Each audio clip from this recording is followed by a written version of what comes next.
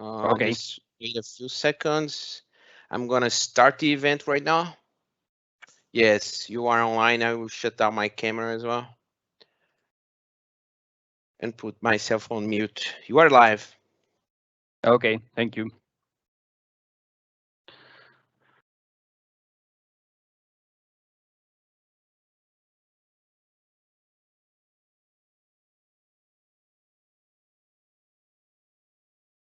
Well, let's start. Welcome to the Business Application Latam Summit 2021. You are probably, or maybe you haven't, but if you participated in any of the other sessions, you probably are aware of all these intensive and very interesting content that we are delivering and other colleagues in other areas. So let's crack on with my session. My session is about engineering change management. My name is Juan Pedro Methol, and I am a Dynamics 365 finance and operations or supply chain management functional consultant or solution architect nowadays. So this is the session name. But first, let's say thanks to our sponsors that made all this possible. Solution Metrics as a platinum sponsor, and also DataSide. And we also have as a gold sponsor AMG Business Solutions and Overcast. I really want to say thanks to these companies because they made this possible. There's a lot of work and effort behind the scenes to make this event possible, and a lot of organization and effort put in all this. So thanks again. So to introduce a bit more about myself, well, I already presented, but I'm based in Montevideo, Uruguay. I am also a part of Dynamics 365 consultant. I am an MCT, a Microsoft certified trainer. I have provided training of the different areas of supply chain management. And I have been working with Dynamics 365 or previous versions like AX 2012 or 2009 since the year 2010, I think. I also have a blog. It's not as live as I would like to have it, but yeah, I'm trying to update it as soon as I can when I have some free slots. But yeah, nowadays it's complicated. There's a lot of work out there, and yeah, and I'm quite busy nowadays. But I also will leave you my LinkedIn profile, so feel free to reach me over there, and yeah, let's keep in contact. So the agenda for today is first to discuss about the background of this solution or this module that we have now in supply chain management. Then we'll talk about what is that module, what is a PLM, that we'll see what that nomenclature refers to. We'll cover some of the core concepts of the module, and we'll go through a quick demo. So just to give some historical context or background to all these acquisition process. So Microsoft in October of 2020 acquired or announced the acquisition of the engineering change management module. That module is it has been developed over the years by an ISV, an independent ISV, very well known and recognized ISV. No, the name is Too Increased. I think they are based in the Netherlands. Yeah, it was included as part of the standard Microsoft Dynamics 365 as all the other modules like procurement or inventory or product management, for example. So it's fully available since release 10.0.15 or January 2021. So it's almost celebrating one year old now. So to give some context of why Microsoft decided to include this is because in the manufacturing sector, the manufacturing process is basically, or can be seen as, a meeting between customer requirements and the execution of a different set of processes, from design to development and production, to meet those requirements. So it's a joint, or let's say a combination of those two elements. And the engineering change management module that is part of the solution now allows to control those designs and products. Give me 1 second. Yeah, and so the engineering change management allows to control the design and the development of those products against those requirements that may change during the time. So, for example, maybe a product that you or a company developed for a specific customer or market needs to evolve, and those changes or improvements should be tracked. This is where an engineering change management module or software allows to control and have better management of that process. So let's go straight into the module itself. Then it enters into the categorization of solutions names as PLMs. We'll see what's a PLM in the next slide, but it is basically that is a PLM module for Dynamics 365. And as we have said, it allows the users to centralize that management of information along the development or the definition of the product, and with all the relevant steps and information. So jumping into the PLM, what is a PLM? So a PLM is a category of tools or software products that allows companies to track the development or the product life cycle of the different elements that the company manufactures, and it goes from the inception to the design, the manufacturing, the service. So after it goes to the market, if there are like, for example, multiple issues in a part, or customers complain about the bad performance of the product, well, those service elements can also be tracked through the PLM, and also the retire. So if the product needs to be retired, it happens, for example, in electronics. Sometimes you want to also control the support that you give to your products until they finish their life. Well, all that can be controlled through a PLM, and the benefits are multiple. But for example, it allows you to reduce the time to market. So the inception from the idea through the design can be standardized and controlled by a tool like a PLM, and it allows you to optimize that process and reduce the time to the market. It allows you also to improve quality control over the entire process, so you have everything back and tracked accordingly.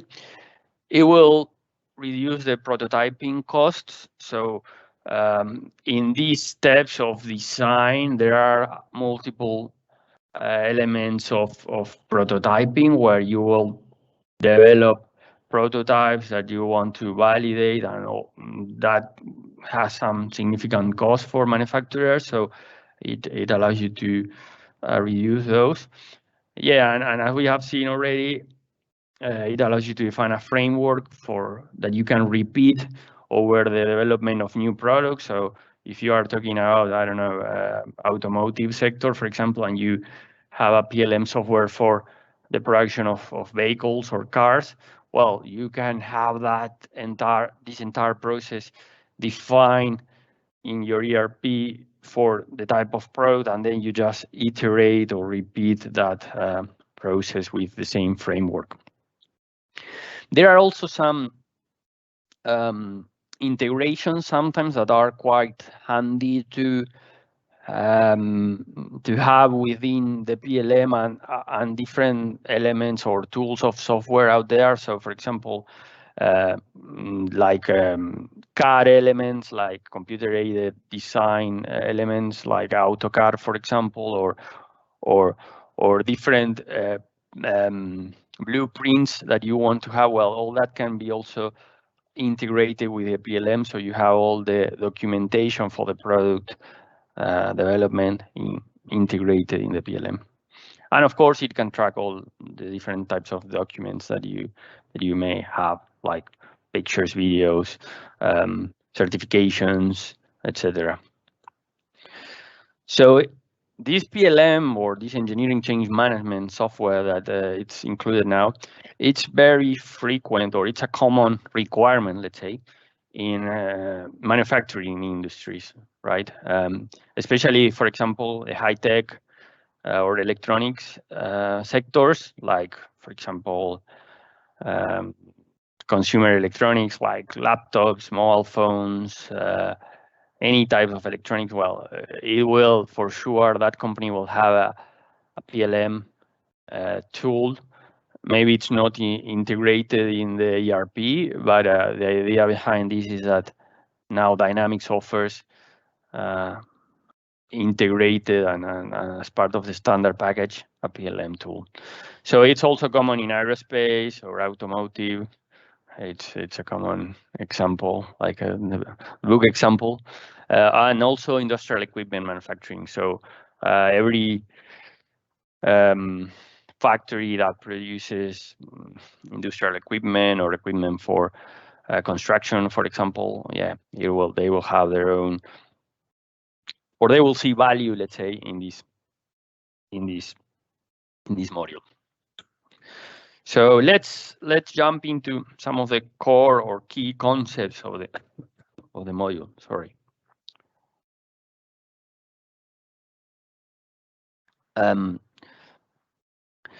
So first we have what's called the product version management. The product version management allows to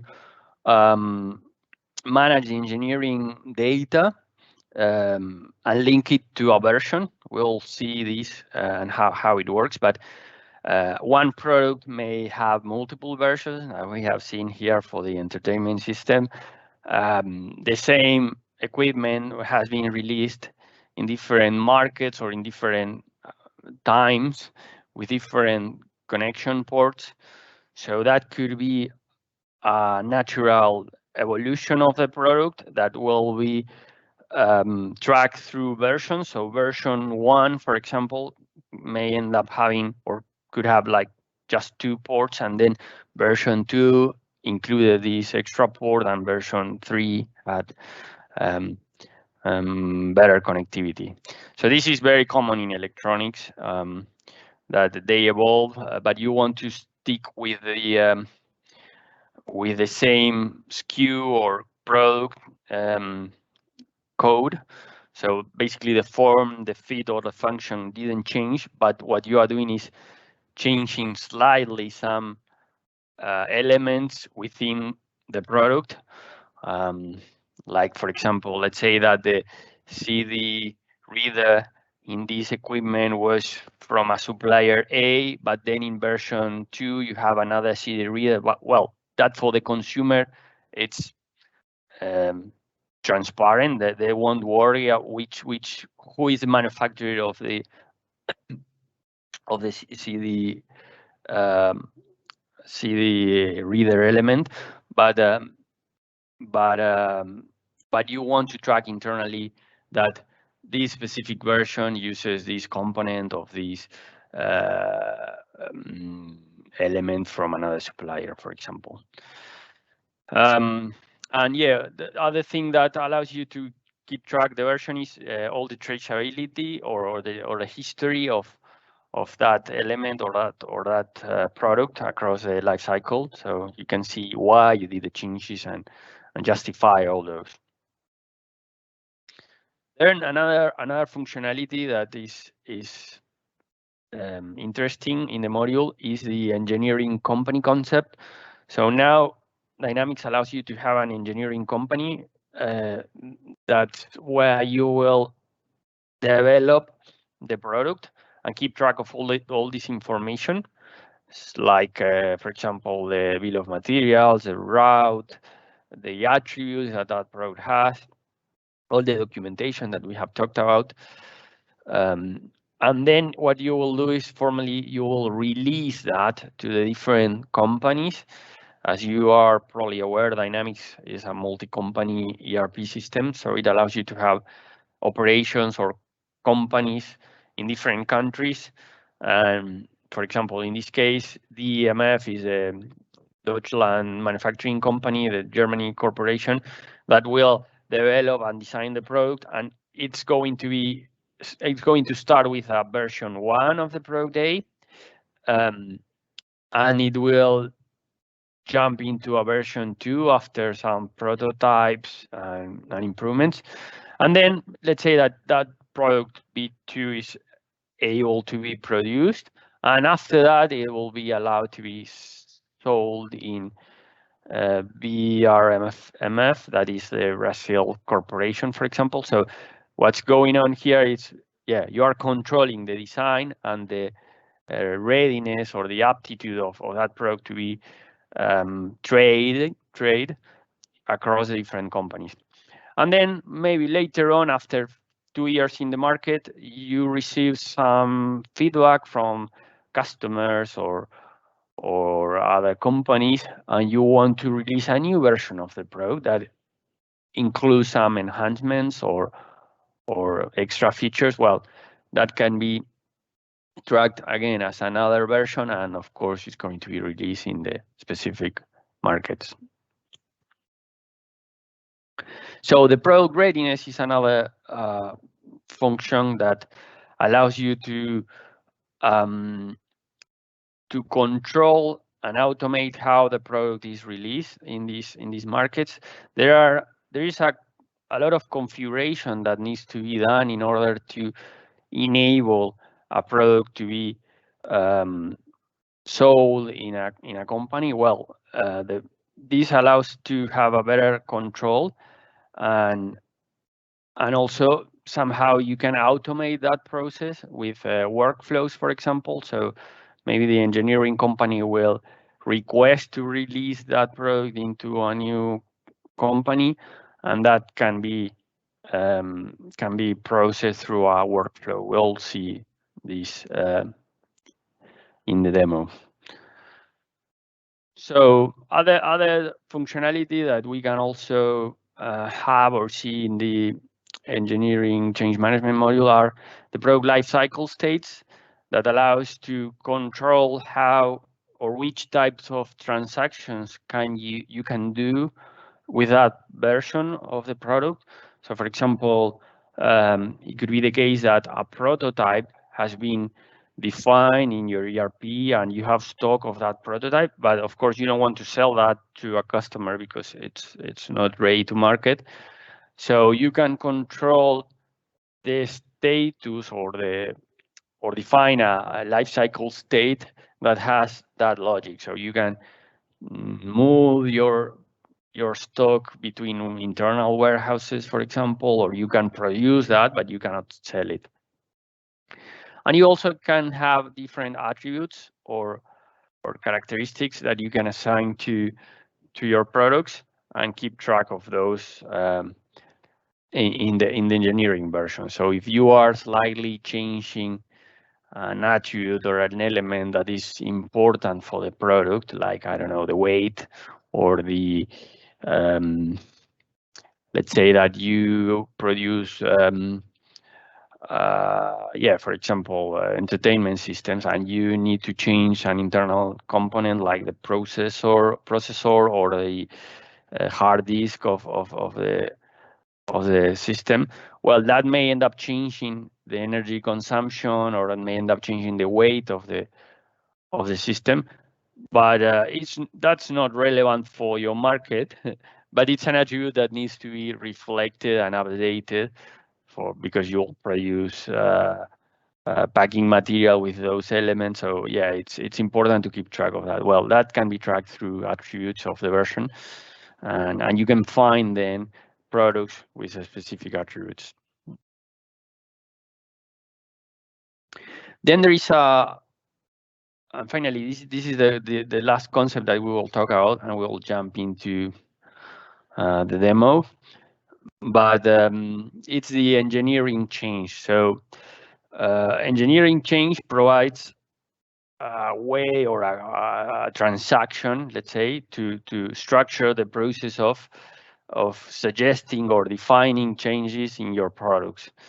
You can use two elements for that. You have an engineering change request that is a more basic or like a draft version of an engineering change that can be raised almost everywhere in the system, not everywhere, but for example, it can be raised through a sales order. So if a customer complains, well, you can request an engineering change and send that to the engineering department to have a look on that feedback that you're having from your customers. That engineering change contains very basic information. Maybe you can upload some documents or proof of what the customer is suggesting or commenting about. And then you have an engineering change order. The engineering change order is the element that will define those changes. So for example, if you need to modify an element in your bill of materials, for example, maybe you need to change the supplier, or you need to you're going to change some part of the product due to a customer complaint. Well, that can be tracked through an engineering change order. The engineering change order and the engineering change request can be processed through the workflows in Dynamics. You can define workflows, so you can actually have an approval stage and send emails for the different levels across the design department. So it's quite powerful, and it allows you to have a good control of all those changes.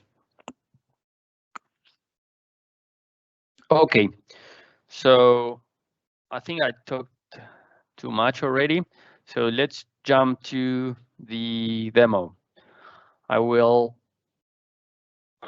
bring a screen here. Well, my session ended. Let's refresh this.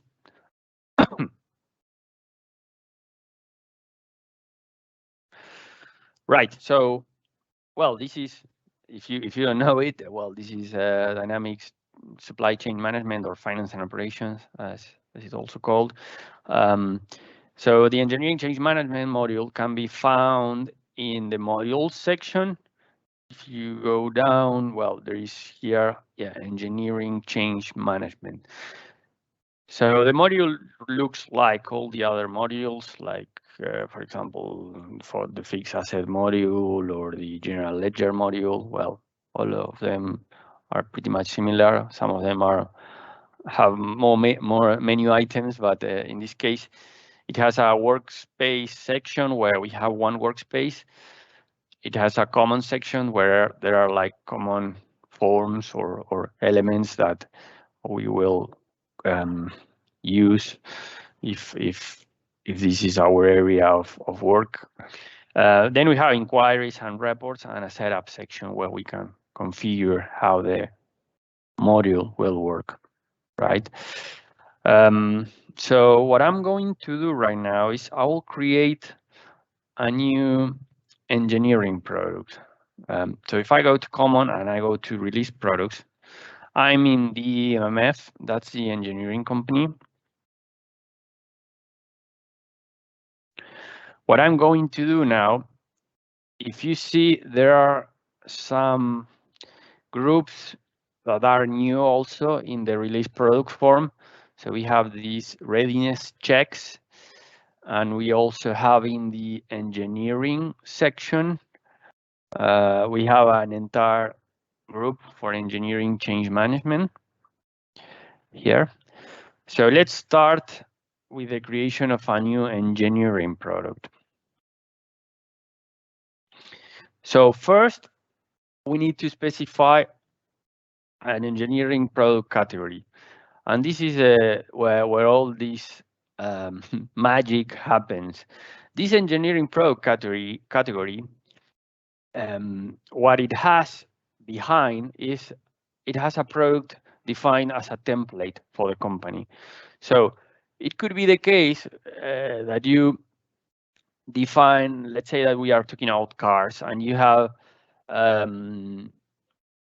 or electronics. Let's say that you are you produce or you manufacture mobile phones, and a mobile phone from an item point of view in the ERP will probably have the same setup. So what you can do is to define an engineering category named phone or mobile phone and have a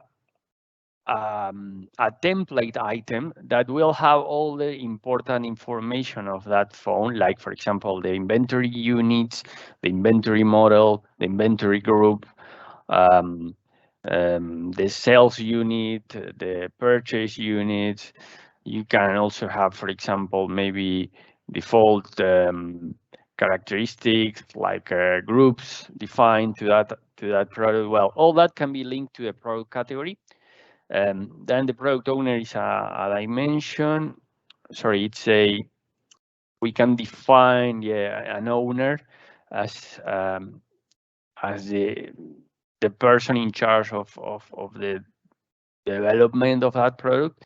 And then we have a product number. So this is going to be the code of the master product. So in this case, what I'm going to create, for example, is Z002, and I will call speaker set Z2. That's the search name, and I won't worry about the description. Then, if you see here, we have some attributes. These are product attributes that are used in the standard product module. But yeah, we can bring or predefine those attributes that come from that template that I mentioned before. But you can modify those from here. So if I create these, you see, this is all I entered, just the name, the code, the number, and the properties. You see now the release product has been created. Actually, it's a product master, and it has all this information like the default storage dimension group, the tracking dimension group, the model group, the default vendor, the default tax groups, and all the different information that came from that template that was defined. So this gives good, it may save a lot of time and mistakes for a company that develops this product quite frequently, because always the release product form is quite intensive and requires multiple roles to get into the product and fill it with data. So yeah, this simplifies that process. Right, so if we go to the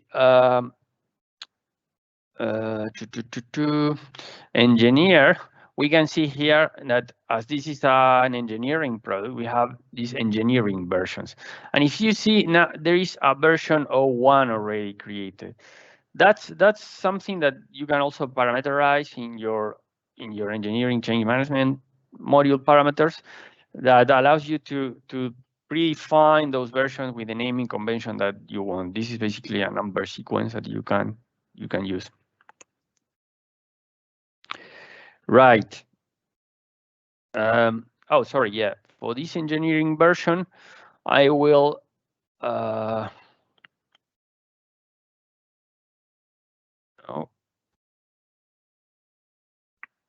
Sorry. I will click here.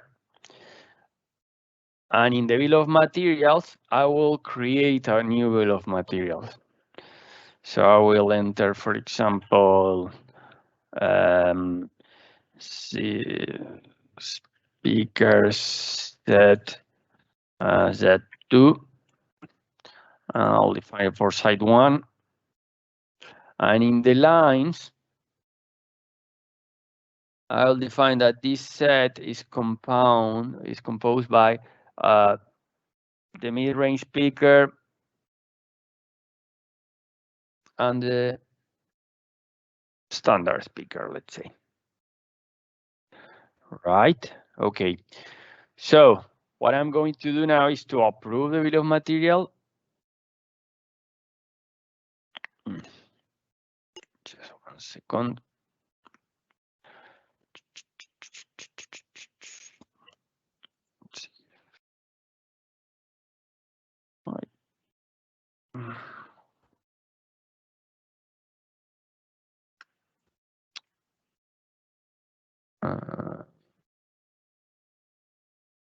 There we go. There we go. And I will also now close this screen. And I will, if I refresh this, yeah, and I will activate it.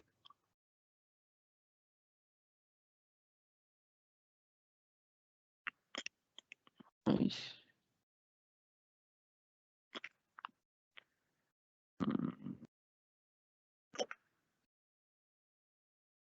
Why is not letting me? You know, these are the last things. Yeah, there it is. Now it's activated. Yeah, I think this form was not refreshed, which I should have like closed and reopen it.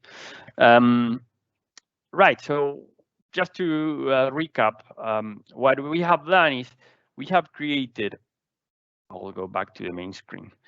So I have created a speaker set that is an engineering product, so it's version controlled. All this data of the product has been already populated from a template that I previously defined that comes from this category of components. And I have also created a version and I updated the version in that version, the bill of materials, right? So the next step could be to release this product to the, for example, to a company that we are happy to release it for or to start trading, let's say. So I'll select the speaker, and in the release details here, I can see, for example, that yeah, it has a BOM and it has 2 elements, and I'm also sending or releasing the BOM or the components in that BOM. I'll press next, and I will pick up the company that I would like to use for releasing this. For example, in this case, I will release it to USMF. Where is it?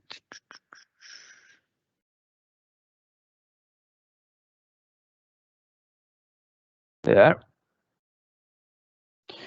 And I will turn this on. I don't want to run it in batch. I'll press yes.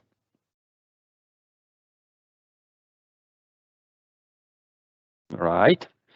So it has been released. So this product now and this version, maybe we can see this here. Yeah, this version has been released to that company. So if I open another tab,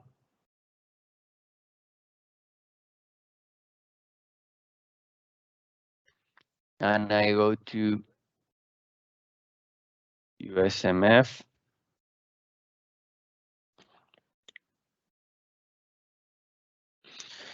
you see there are multiple products, but here I should find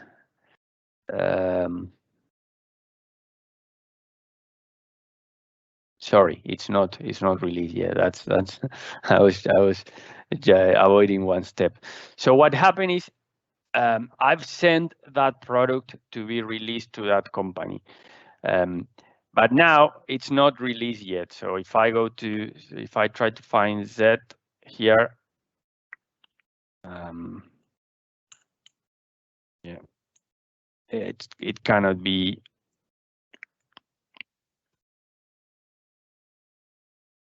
Well, it's not in here. Why is that? Because if I go to the engineering change management in this company, in USMF, in the product release, I can see here open product releases.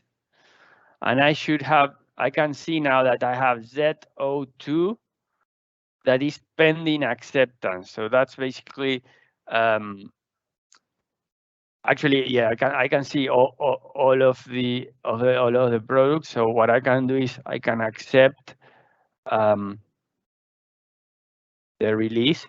And now if I go back to the product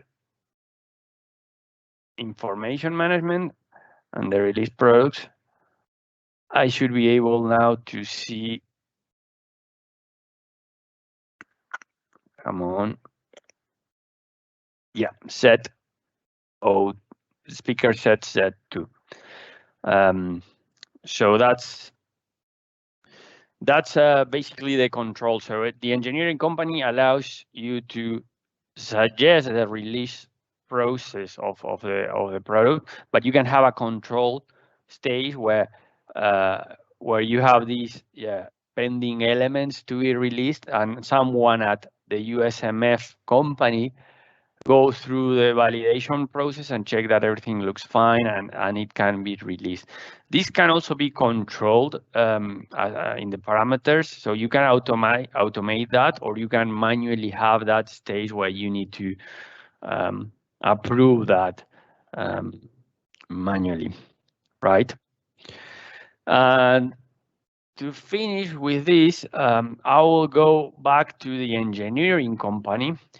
And now what I'm going to do now is I will create an engineering change request. So let's say that, yeah, our product went to the market, went live, and after 6 months, we receive some feedback from the customer service team that the speaker set has some cable issues or has some finishing issues that, I don't know, the paint or the cover of the cabinet is wearing down or is tearing before it should. So maybe we can say, okay, someone in the support team will say cabinet painting is not else, something like that. And I will save this. And I can add some information. For example, maybe have pictures from the distributors or the customers. I can add pictures, or I can add notes, or I can add references to external tools or systems. So this is an email from a customer, for example, and I can add notes. And then what I can do is I can attach or link this engineering request to the product itself. So I can choose, for example, Z002, the speaker set 2, and that's basically the one that is causing all the problems. So we can, I commented this already, but we can have a workflow process here to control this. So you can submit this to the engineering or the design team, and they will process this request and maybe analyze the reasons or justify those, etc. But let's say that I am the supervisor and I will automatically approve this. So now it's approval. This request has been approved, so we accepted that request, and we can convert this into a formal or a proper engineering change order, right? And I will create that new order. So now all the information that we enter in the request gets into the order, the change order itself. And this is where all these tracks are going to be processed or or contained. So for example, I have the I can define that this is or changing in the change the paint supplier, right? Or yeah, and we can say, okay, this is the item that is having impact, for example, and we can go to a bill of material. I mean, it's not the case. Maybe if we had the paint quantities in the bill of material, we can reflect it in reality. But let's say that what I'm doing is I'm removing these or I'm changing these. Let's say that this DO3 is a paint and I'm adding DO4, for example, that is a new, right, DO4 is, let's say, DO6. So, no. Well, I'll remove entirely the line. So I basically remove the line, and I will save this. So what's happening is I'm simplifying the bill of material or the product, and that may cause, for example, yeah, this can be configured too, that it will trigger, for example, a new version of the product. So if I go to the details, you see now that the impact of this change, it will allow analyze that those changes. For example, you can define that changes in the bill of material will have a new version, and that will trigger a new version. That new version will be automatically created. So when you approve this and process and complete, that gets created. So this is basically the procedure. Then if we go to that the engineering change order can also be controlled through workflows. So yeah, it can have approval stages and audit controls and validations from quality teams. So yeah, it's quite flexible, let's say. And then this is just a workspace of the module. And here, well, I'm not sure why. Yeah, I have no change orders by severity because I don't have severity defined. That's why. But yeah, here, for example, you can see the different change orders based on the different levels, and then you can have here, yeah, the change orders and the requests. So, for example, the approval request. Well, I have closed all the requests, but yeah, you can have like a dashboard of all the feedback or the entries that you are having from your of your product development. So that's pretty much all for now. I hope you enjoyed. I hope you can take advantage of this tool. It's very it's quite important or relevant for some customers. So yeah, if you have the chance to work with any of them, well, they will see real value in this. So that's it. Thanks. That's my LinkedIn profile, I think. So feel free to reach me if you have any questions or if you need, if I can help you with anything. That's all. Thanks, and see you in the next.